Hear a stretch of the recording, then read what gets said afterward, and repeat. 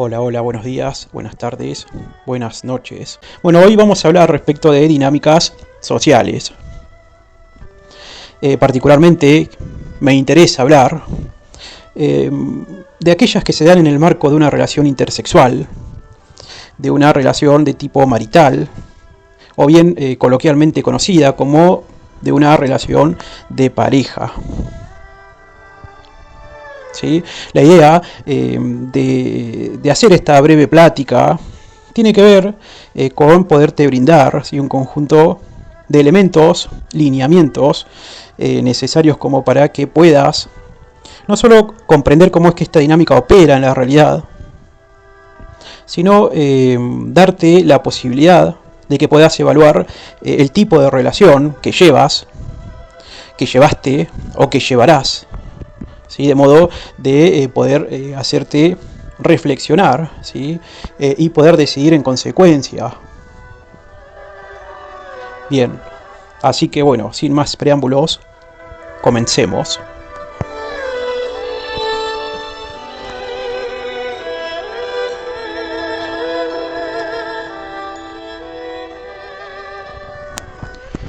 Bien. Como para comenzar, ¿sí? Hay un breve apotegma, ¿sí? Es una realidad, prácticamente es una realidad de perogrullo, y que cita básicamente que en el marco de cualquier tipo de relación, la persona que más poder tiene es la que menos necesita del otro. ¿Sí? Esto es, un apotegma, como he dicho, y que se da en todo tipo de relación, pero con mucho, incluso diría, con un énfasis prácticamente absoluto en el marco de las relaciones intersexuales. A ver, por ejemplo, si en el marco de una relación de tipo de trabajo,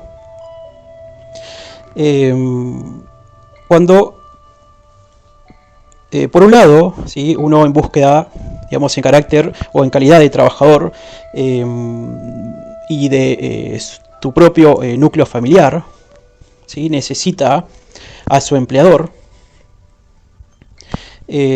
suele ocurrir que es el trabajador, ¿sí?, quien necesita de la presencia de su empleador, ¿sí?, mucho más que el empleador del trabajador, por una cuestión de que, dicho trabajador, ¿sí?, de él depende, de los frutos de su trabajo, depende la subsistencia de su familia, aunque sea en términos económicos, ¿verdad?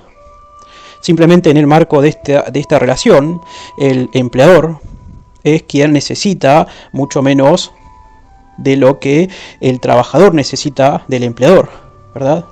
Ahora, ¿qué es lo que podría llegar a ocurrir? ¿Qué pasaría en aquel caso en donde el trabajador se ganase la lotería? ¿O qué pasaría si el trabajador se recibe, ¿sí?, de la carrera que estaba estudiando y decide que no necesita más mantenerse unido a dicho empleador? El solo ponerse en esa situación de necesitarle menos a su empleador hará, ¿sí?, que su empleador se ponga forzado a decidir cuánto es que ese trabajador vale, ¿sí? Y conforme a sus ambiciones decidirá si lo mantendrá o no, ¿sí? Pero solo esto ocurrirá para el hipotético caso en el cual el trabajador, ¿sí?, o se haya recibido, o se haya ganado la lotería, o simplemente se haya, por el motivo que fuera, puesto en condición de necesitarle menos a su empleador de lo que su empleador necesita de él, ¿verdad? Y como he dicho al comienzo de esta plática, quien gana, ¿sí?, en determinada relación es quien necesita menos del otro, ¿verdad? Bueno, esto traducido en una relación, digamos, en el marco de una relación intersexual, es así, ¿verdad? Digamos, quien tiene el poder de dicha relación es quien necesita menos del otro. ¿Sí?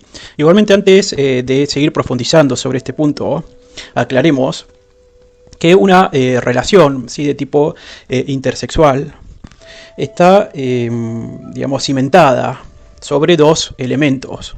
¿Sí? Por un lado, digamos, por un deseo de tipo espontáneo, de un deseo genuino, un deseo no forzado, ¿sí? Y por el otro lado, también está cimentada por la necesidad. En general resulta que el deseo es una derivación de la necesidad, ¿sí? A la necesidad entendámosla a los fines de esta plática como una demanda fisiológica, ¿sí? Como una demanda biológica, biopsicológica, ¿sí? Fundamentalmente demanda de satisfacción de aquellos programas de apareamiento y reproducción con los cuales nosotros como seres humanos venimos codificados. ¿Sí? A ver, abro corchetes. ¿Sí? Me gustaría hacer una breve aclaración y la voy a hacer porque en general veo que suele este tema pasarse por alto y tiene que ver con cómo es que nuestra biología, nuestra biopsicología influye en nuestros comportamientos, ¿sí? Cómo es que la manifestación, ¿sí?, en la realidad de los mismos influye en nuestra forma de ser, ¿sí? Vale tener presente que tanto el sexo masculino como el sexo femenino presenta metodologías, programas, tanto como he dicho, de apareamiento y reproducción distintos y en algún punto complementarios, los cuales, va de suyo, tienen que ver con el hacer que nuestra especie sobreviva. Digamos, en otras palabras, que nuestros programas de apareamiento y reproducción están fuertemente condicionados psicobiológicamente y arraigados en nosotros, en nuestra especie, tras milenios de evolución. ¿Sí? Tanto el hombre como la mujer intentarán encontrar, ¿sí?, una pareja posible con la cual puedan desarrollar, ¿sí?, toda su descendencia potencial. ¿Sí? Pero lo cierto es que ambos tienen, ¿sí?, arraigados métodos distintos. Y como he dicho, se trata aquí de un mecanismo de supervivencia, ¿sí? Es un mecanismo arraigado en la naturaleza humana que busca hacer sobrevivir a nuestra descendencia en las mejores condiciones posibles. Es por eso que, por un lado, tanto las mujeres como los hombres harán inversiones, ¿sí?, invertirán parentalmente, en donde juegan además diversos factores, ¿sí?, como ser, por ejemplo, la cantidad de años de fertilidad con la que cuenta la mujer, ¿sí?, en comparación a la del hombre, ¿sí?, digamos en términos simples que la mujer es fértil, ¿sí?, no más de 20 años de vida, biológicamente hablando, naturalmente hablando, ¿sí?, mientras que el hombre es fértil hasta prácticamente sus últimos años de vida. Otro factor que influye en demasía tiene que ver con las necesidades que presenta la mujer, como ser el caso de necesidad de protección y seguridad, tanto para ella como para su progenie.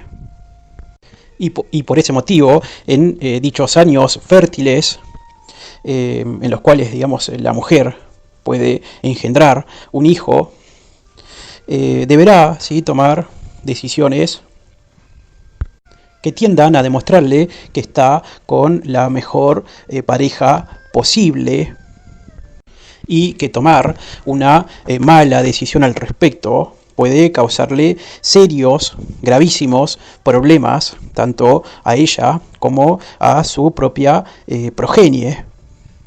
A ver, pongámonos a pensar, ¿sí? Si una mujer, desde que queda embarazada,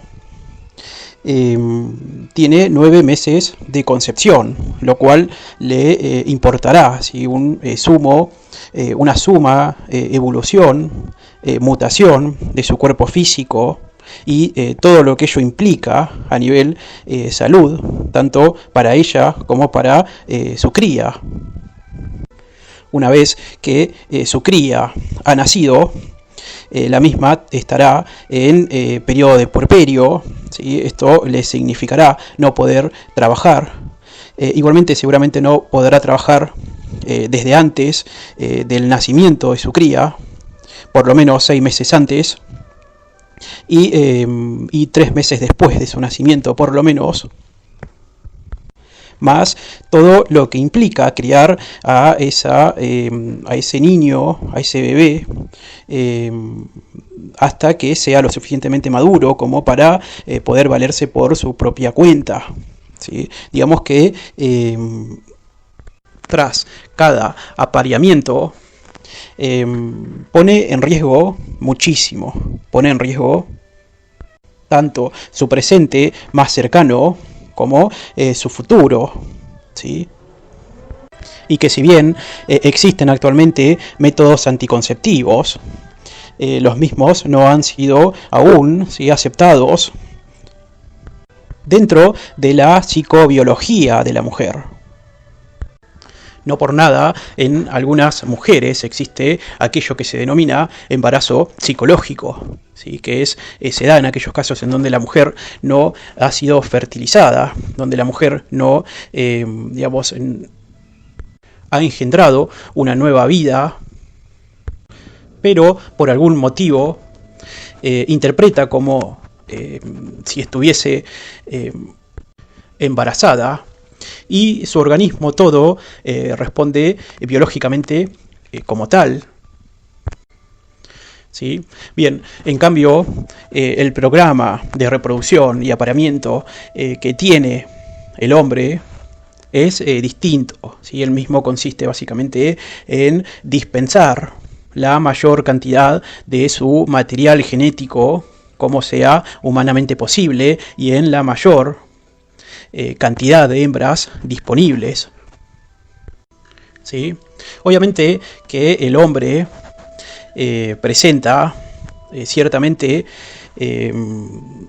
criterios menos discriminatorios que el que tienen las mujeres, bastándole a él que la mujer con la que se aparea sea entre las mejores candidatas para reproducción, ¿sí?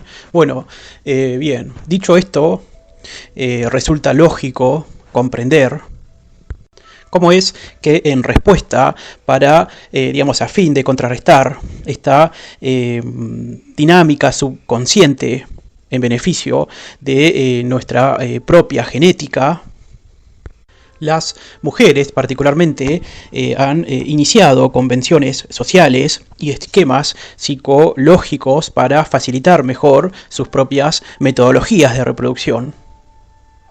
Y todas ellas en beneficio de su estrategia reproductiva, ¿sí? A ver, por ejemplo, el hecho de que se le conceda a la mujer la prerrogativa de ser caprichosa o de estar constantemente cambiando de opinión es muestra de ello, mientras que por el otro lado al hombre se le exige niveles más altos de responsabilidad, ¿sí?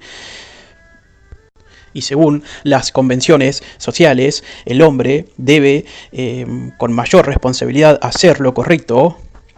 Todo esto en beneficio de la estrategia reproductiva de la mujer. Otra convención social fuertemente arraigada en nuestra sociedad, tiene que ver con hacer ver al hombre promiscuo, al hombre que ha dejado abandonada a sus crías, como a sus parejas, como el villano dentro de nuestra sociedad, mientras que aquellos que rescatan, digamos, en términos coloquiales, tanto emocionalmente como financieramente, a una mujer que digamos, se ha equivocado quizás en la elección, ¿sí?, de su pareja sexual. Dentro de nuestros convencionalismos sociales son vistos, son percibidos como héroes, ¿sí?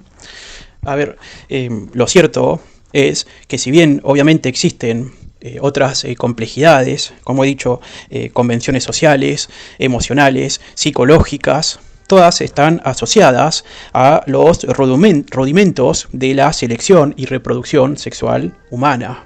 Por eso la importancia, ¿sí?, de comenzar hablando de esto, ¿sí?, antes de pasar a valorar los elementos que integran dicha relación vincular, dicha relación, como he dicho, de tipo intersexual, marital, o coloquialmente bien conocida como de pareja. Bien, volviendo entonces, como hemos dicho, cualquier relación, ¿sí?, pero con mayor ímpetu, esto se ve en las relaciones intersexuales, quien tiene más poder en la misma es aquella persona que menos necesita del otro, ¿sí? ¿Y qué he dicho luego? He dicho que las relaciones, fundamentalmente este tipo de relaciones, se cimentan sobre la base de las necesidades. Digamos, me he referido a las necesidades como aquellas demandas de tipo fisiológicas que dependen del organismo en tanto animal biopsicosocial, ¿sí? Necesidades por un lado y deseos por el otro, ¿sí? Los deseos son aquellos imperativos que se construyen sobre la base de dichas necesidades, ¿sí? Recordemos que existen necesidades fisiológicas, ¿verdad?, que responden a un programa, ¿sí?, a un ser natural de las cosas, a un curso natural de las cosas. Bueno, esa necesidad que se da o que se construye en el marco de una relación intersexual tiene que ver con la necesidad de reproducción, necesidad de apareamiento y necesidad de afecto. Lo cierto es, como hemos dicho, esas necesidades han sido mediatizadas por el lenguaje, por la cultura y por las significaciones que nuestra sociedad impone.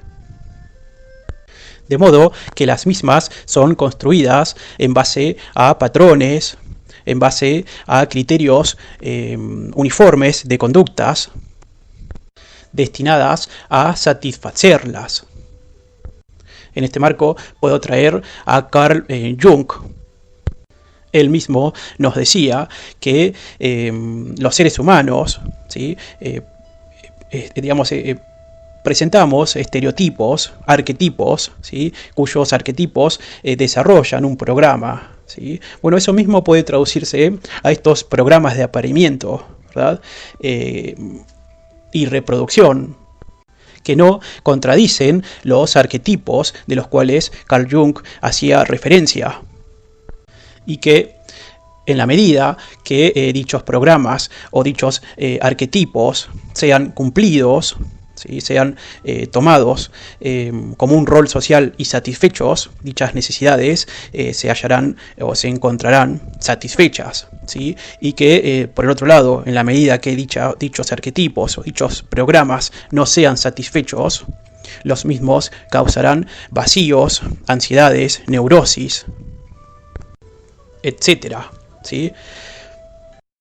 Bien, bueno, dicho esto, entonces, tanto la necesidad como el deseo son cimientos de toda relación, ¿sí?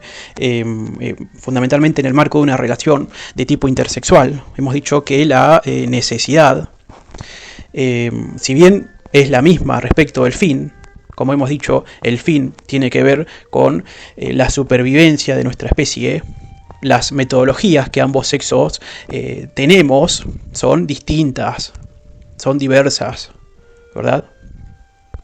Y a la misma relación debe de agregársele como un cimiento de vital importancia el deseo genuino, ¿sí? El deseo sexual espontáneo, no condicionado.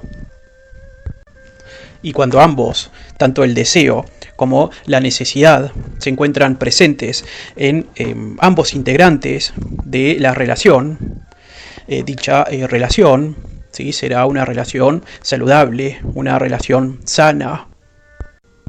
Y no solo eso, sino que además dichas necesidades, como dichos deseos, tanto al momento de manifestarse como en su oportunidad de presentarse, los mismos pueden variar, ¿sí? De polo en polo, pasando de un lado al otro, tanto como el deseo y la necesidad dicte. En cambio, una relación no será saludable, sino que se volverá tóxica, enfermiza, en el momento en donde ocurriera una manipulación desequilibrada de dicho control respecto de la satisfacción tanto de este deseo como de esta necesidad. Y en aquel momento en el cual ocurren este tipo de manipulaciones desequilibradas tanto del deseo como de la necesidad, digamos, y su satisfacción correspondiente, respectiva, comienza una etapa de negociación, en donde, por lo general, y como hemos dicho en el apotegma al comienzo de nuestra charla, quien menos necesita al otro tiene el poder. Es decir, quien más necesita al otro o precisa del otro, pierde. Será entonces de vital importancia poder, ¿sí?, comprender cómo es que este programa, ¿sí?, se manifiesta en la realidad. Como hemos dicho, programa de apareamiento, programa de reproducción, ¿sí?, se manifiesta y matizado obviamente con diversas convenciones sociales, matizado con complejidades sociales diversas, debe también, ¿sí?, de estar presente y de comprenderse el deseo, ¿sí?, como hemos dicho, deseo espontáneo, deseo no negociado, deseo ardiente, deseo no forzado. Y lo cierto es que el éxito de una pareja a largo plazo es que tanto el deseo como la necesidad se mantengan perennes, presentes, y que ante la carencia de uno de ambos elementos, dicha persona, ¿sí?, que carece de uno de ambos elementos, será susceptible de ponerse en lugar de dominio respecto al otro, en una situación de poder con respecto al otro. Y recordemos que hemos dicho que en el marco de este tipo de relaciones, quien más poder tiene es el que menos necesita del otro, ¿sí? Sobre ese marco es muy, pero muy fácil caer en las manipulaciones. Muchísimas veces la mujer, sabiéndose fuente de deseo, fuente de sexualidad, mezquina o limita la satisfacción de este deseo para con el hombre, se entra en un periodo de manipulación, ¿sí? Manipulación que puede volverse recíproca en aquellos casos en donde el hombre, ¿sí?, al reconocer las inseguridades propias que tiene la mujer, al quitarlas, genera el mismo efecto. No hay nada que le duela más a una mujer que su pareja sexual la, en términos coloquiales, gostee, digamos, le quite validación, le quite atención. Y a la vez no hay nada peor para un hombre que su pareja sexual le mezquine o le limite el acceso a tener intimidad a cambio de que realice determinadas actividades. Por ejemplo, si no lavas los platos o si no llevas a nuestros hijos a la escuela, hoy no dormirás conmigo. Bueno, frases de este tipo hay a millones. Y cuando una relación se ingresa en este tipo de comportamientos, dicha relación se vicia, incluso hasta un ultimátum. Bueno, al respecto, ¿qué puedo aconsejar hacer? ¿Sí? Por un lado, ser congruentes, respetuosos de cómo es que se desarrollan o de las propuestas que presentan los programas tanto de apareamiento como de reproducción de ambos sexos. ¿Sí? En segundo término, prestar atención respecto del deseo, ¿sí? Buscar siempre que exista, que haya, que se genere, ¿sí? Un deseo de tipo espontáneo, genuino, natural, ardiente, y que tomar conocimiento que ante la pérdida de dicho deseo, pocas cosas se pueden hacer para remediar dicha situación. Muchas veces, digamos, la mejor manera de despertar, ¿sí? O de alimentar o hacer renacer ese deseo es demostrando cambios de patrones de comportamiento, de conductas, y que vuelvan a generarle a su pareja, ¿sí? Ese ese estado, ¿sí? Emocional de ansiedad que se genera al ver que tu pareja se ha puesto deseable para otras parejas sexuales, que aquellos estados de ansiedad que se generan al mostrarle a tu pareja que no eres controlable, que eres frente a algunos chantajes inflexible, que no eres alguien predecible, y que denoten que tú estás dispuesto a aceptar lo que tenga que ocurrir. Igualmente, insisto, creo yo que muchas veces las relaciones se degradan, incluso hasta el paroxismo, consecuencia de no respetar la polaridad que existe en una pareja. ¿Sí? Tanto polaridad de tipo femenina por un lado como la masculina, ¿sí? Y todo lo que ello deriva y representa.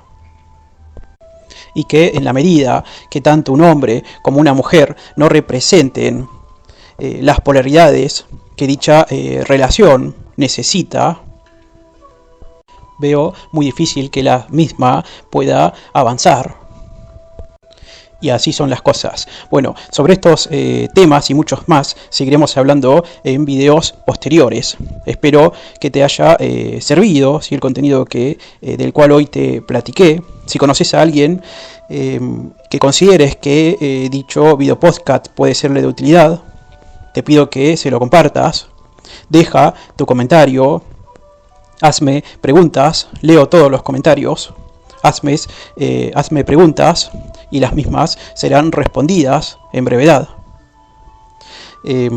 Bueno, será hasta la próxima. ¿Sí? Espero